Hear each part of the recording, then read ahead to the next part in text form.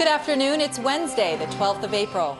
I'm Yael Shir, and this is IBA News, broadcasting live from Jerusalem. The week-long closure imposed by the Army on the West Bank and Gaza Strip over the Passover holiday appears to be proving effective, with very few incidents of violence occurring. Before dawn, IDF forces arrested Ahmed Utun, a Hamas lawmaker at his home in Al-Bireh, north of Ramallah, on security-related offenses. We get more in this report from IBA's Margot Dudkevich. The army shut down crossings into the West Bank and Gaza for the duration of the Passover holiday, saying the entry of Palestinians is barred with the exception of humanitarian and medical cases.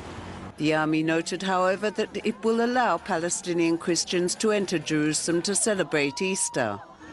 At the same time, security officials are warning that the situation in the West Bank remains volatile, adding the army is on alert to deal with all outbreaks of violence.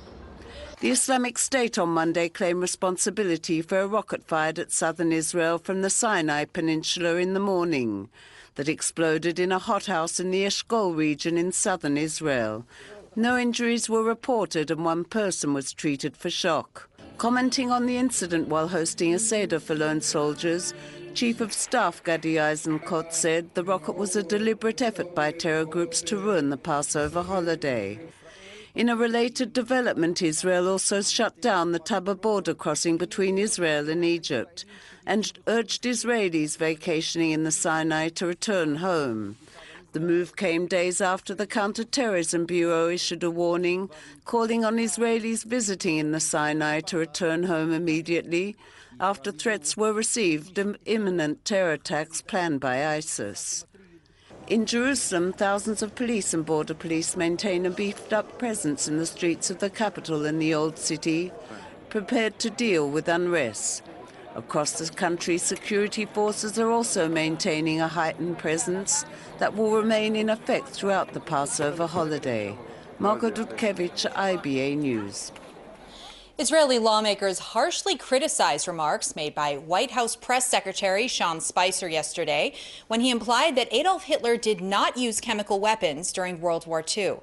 Transport Minister Israel Katz called Spicer's statements outrageous, and Knesset member Nachman Shai, chairman of the Knesset's Israel-U.S. Relations Caucus, called Spicer's comments ignorant and suggested the White House needs to be taught history. Amidst calls for his resignation, Spicer later apologized for his remarks, calling them insensitive. His statements, which created an international uproar, occurred during a briefing with reporters concerning Syrian President Bashar Assad's use of chemical weapons. You look, we didn't use chemical weapons in World War II. You had someone as despicable as Hitler, who didn't even sink to using chemical weapons. So you have to, if you're Russia, ask yourself, is this a country that you and a regime that you want to align yourself with? You have previously signed on to international agreements, rightfully acknowledging that the use of chemical weapons should be out of bounds by every country. When you come to sarin gas, he was not using the gas on his own people the same way that Assad is doing. I mean, there was clearly. I understand your point. Thank you. Thank you. I appreciate that. There was not. He brought him into to the Holocaust Center. I understand that, but I'm saying in the way that Assad used them, where he went into towns, dropped them down to innocent into the middle of towns, it was brought to. So the use of it, I appreciate the clarification there. That was not the intent. The United Nations Security Council is expected to vote this evening on a draft resolution that demands Syria cooperate with an investigation into the chemical attack on Syrian civilians in the Idlib province last week. Dozens of Syrian civilians were killed and hundreds injured in the airstrike on rebel-held areas. In the U.S., Britain and France, they put forward a revised measure of the text which harshly condemns the Syrian regime for perpetrating the attack. Russia, who has harshly opposed the move, is expected to use its veto to block the measure and prevent action from being taken against its ally, Syria. United Airlines is facing fierce criticism and backlash after a passenger on the plane, Dr. David Deo, was forcibly dragged off a plane on Sunday. The 69-year-old father of 5 and a grandfather of Chinese descent is an internal medicine physician who had to be at work early the next morning. He had refused to give up his seat on the overbooked flight to make room for United Airlines crew. Videos of the incident taken by fellow passengers aboard the plane show him being yanked by his hands down the aisle, his body completely limp and suffering from facial wounds. The video clip soon went viral on YouTube, Facebook, and Twitter. The CEO of United Airlines, Oscar Munoz, initially defended the crew's actions. However, after stocks for United Airlines tanked in the stock market, falling over 4%, he finally issued a so-called sympathetic statement, claiming, quote, "It's never too late to do the right thing." The incident is now causing an uproar in China, the second largest aviation market in the world, and a big selling point for United Airlines, which claims to have more nonstop flights to China and flies to more cities in the country than any other airline.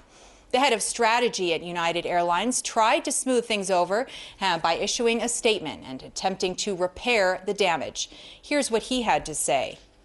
Well, I think the investor relations department of the airline will clearly be pulling their hair out in the context of recent events. But I think in a sense, it's just symptomatic of an industry which does need to keep load factors as high as possible. And in order to facilitate that, all airlines, and it's not just this particular one, although, of course, they've handled this operation very badly, all airlines will routinely try and overbook their airlines because they know or they assume there will normally be a number of people who will book and not turn up. So maintaining load factors is very important in terms of maintaining profitability in a sector where margins are incredibly thin. And now to the struggle by IBA workers to prevent the closure of the Israel Broadcasting Authority. On Passover evening, dozens of IBA workers and their families held a Seder outside the home of Histadrut Labor Chairman Avi Nissenkorn in Hod HaSharon, blaming him for allowing hundreds of IBA workers to be fired. Meanwhile, a draft of the proposed legislation to amend the public broadcasting law was made public. The draft had been prepared by teams from the Communications, Justice, and Finance Ministries, which will postpone the closure of the IBA from April 30th to May 15th. The compromise is for the news division to be set up separately from the IPBC or Ta'agid and will be responsible for radio and television news. The draft calls for all IPBC employees to transfer to the new division, but only some of the employees from IBA, reportedly about 60. Nissenkorn opposes the draft, saying it does not offer any real solutions. Acting Communications Minister Tzachi Hanegbi intends to meet with Histadrut representatives in order to increase the number of jobs for IBA workers. Some 450 lone soldiers from 35 different countries attended a lavish Passover Seder held at the Olga Recreation Resort and hosted by the organization United for Israel's Soldiers, donated by the Canadian Zionist Cultural Organization. Chief of Staff Lieutenant General Gadi Eisenkot told the lone soldiers the Seder is an opportunity to salute them and express the Army's appreciation for their contribution and dedication. In honor of the Pesach holiday, the Kol Ha'od annual Illuminated Haggadah Fair takes place tomorrow at the Inbal Hotel in Jerusalem. Joining us here in the studio is Jerusalem-based artist and rabbi Matthew Berkowitz, artist and author of the Lovel Haggadah. Thanks for being here today. Thank you, Yael, for the invitation to be here. So what is Kol Ha'ot and what is special about this event? Kol Ha'ot, Illuminating Jewish Life Through Art, is a Jerusalem-based project that began 8 years ago. The whole premise of what we do in Kol Ha'ot is we teach Jewish history, texts, values using the arts, sometimes the visual arts, sometimes the performing arts, and sometimes even weaving the culinary arts into what it is that we do. The biggest news about Kol Ha'ot is we just opened a gallery in Chutzot HaYotzer in the Artist Lane in Jerusalem, which is going to be our base for workshops, interactive programs, very, very exciting space. We're going to have exhibits, artist-in-residence programs, and it's also going to be the base of our workshops as well. And what are illuminated Haggadot exactly? And what is it about the Haggadah that lends itself to artists? The term illuminated Haggadot refers to essentially illustrated Haggadot. And what's so interesting about illuminated Haggadot is that the most popular, or one of the most popular illuminated texts that we have in the world is the Haggadah. Historically, as we look at the illumination of Haggadot, it's incredible to see the breadth of illuminated Haggadot. There's a long history of patrons turning to artists to create those illuminated Haggadot. One of the illuminated Haggadot that inspired me in my own artistic journey is the Moss Haggadah, illuminated by Jerusalem-based artist David Moss. In 2001, I was commissioned to create a new illuminated Haggadah called the Lovell Haggadah, commissioned by Didi and Steve Lovell that came to me in 2001, represents a 7-year journey of Jewish art and commentary. Amazing. Could you show us a few pictures inside? Connected to the fair that we're going to have at the Inbal Jerusalem Hotel, the topic that we're focusing on is simanim, the symbols, the steps of the Haggadah.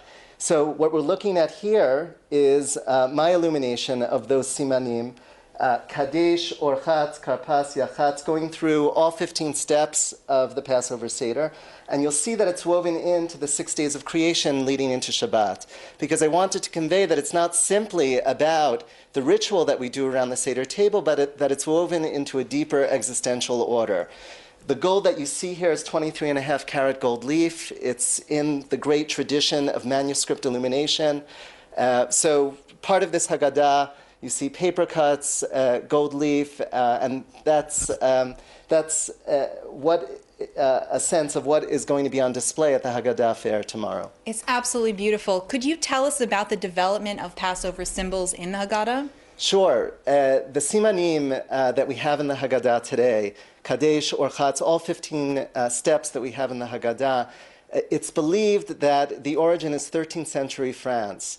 A scholar by the name of Rav Shmuel of Falaise. His name is noted in a manuscript that comes down to us from 1457. Before that, in the Mishnah, we have the general outline that's given to us for the Passover Seder in the 10th chapter of Mishnah Psachim. Right, and there we're given the headers of what the Seder should look like. We're not given the specific names of the steps of the Seder. I always encourage my students to go back and take a look at that original outline of the Seder, because there you get the sense that what the rabbis intended for us was an interactive experience, one full of creativity, one full of spontaneity. So that's the reason that they give us the headers, and the idea is that we fill in the content. And people can probably learn more about this tomorrow. When and where is it taking place? Our illuminated Haggadah Fair is taking place at the Inbal Jerusalem Hotel. We have a number of headliners, a number of wonderful speakers that are going to be there. Professor Avigdor Shinan, professor of Midrash from Hebrew University, is going to open up with a historical overview of the Simanim. Professor Rabbi David Galinkin from Machon Shechter is going to be speaking about 700 years of the history of illuminated Haggadot. In addition, we have Elad Yana, who is a designer, and he's going to be speaking about the design of the contemporary Haggadah, the iconic design of the contemporary Haggadah. And in addition, we have Dan Groover, who's going to be doing an interactive exhibit about how we create modern simanim, modern symbols of the Haggadah. And when is it taking place tomorrow? From 5 to 10 p.m. at the Inbal Hotel, open to the public. We encourage adults, children, everyone to come out and experience this wonderful, wonderful occasion. Wonderful. Thank you so much for being with us. Great to be with you. The ancient monastery of the Cross, located in Jerusalem, is one of the oldest communities of monks in the world. While many visitors have yet to stop by, the site is open, not just to Christian pilgrims, but to anyone who'd like to enter, which is what IBA's R.A. O'Sullivan did. That brings us to this report. The building is from the 12th century with remains from the 6th century.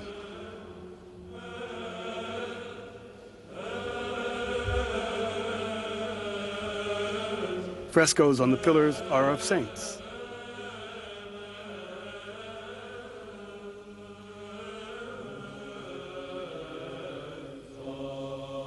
The screen separates between the nave and the sanctuary and is covered in icons.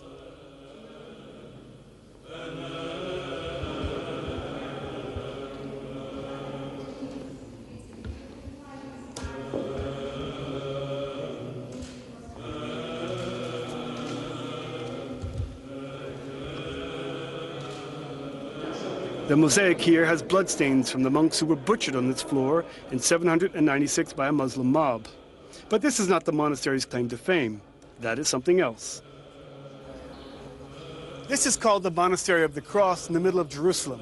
According to the Christian tradition, from here the tree was taken that was used to make the cross where Jesus was crucified. And according to tradition, that tree sprouted others, and the ancient cypress trees behind me are the remnants of that tree.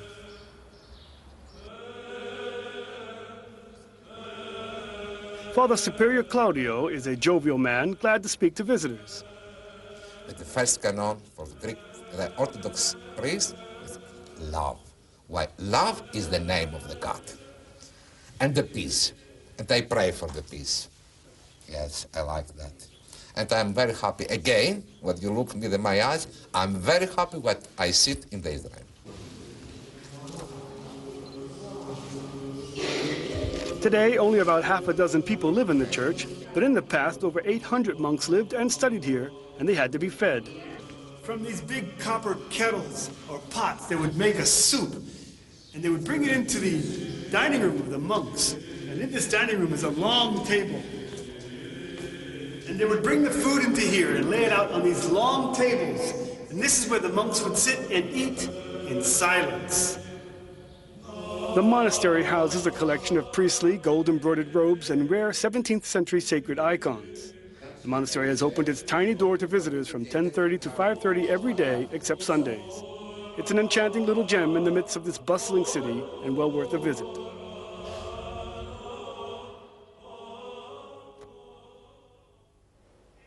Enjoying the warm weather, tens of thousands of Israelis took to the nation's roads today, braving traffic jams on most of the major highways as they headed for parks and nature reserves.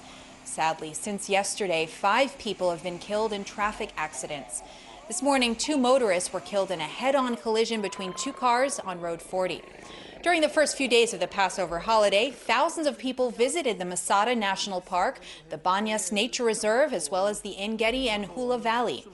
Hundreds of people also visited the Jerusalem Zoo, and thousands of families are spending the holiday on the shores of Lake Kinneret, where National Parks Authority workers distributed bags to vacationers, asking them to keep the beaches clean. In finance, shares on the Tel Aviv Stock Exchange were mixed, and the shekel was also mixed in foreign currency trading. Here are the numbers.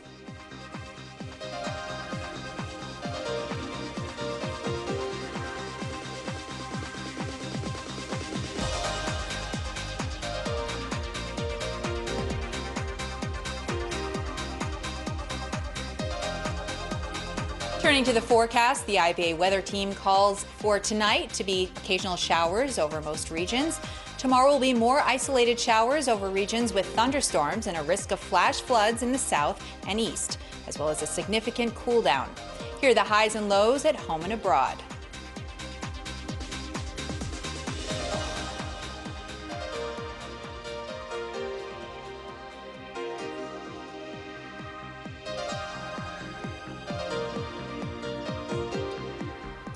That brings us to the end of our holiday bulletin. Join us again tomorrow, same time, same channel, for all the latest news from Israel.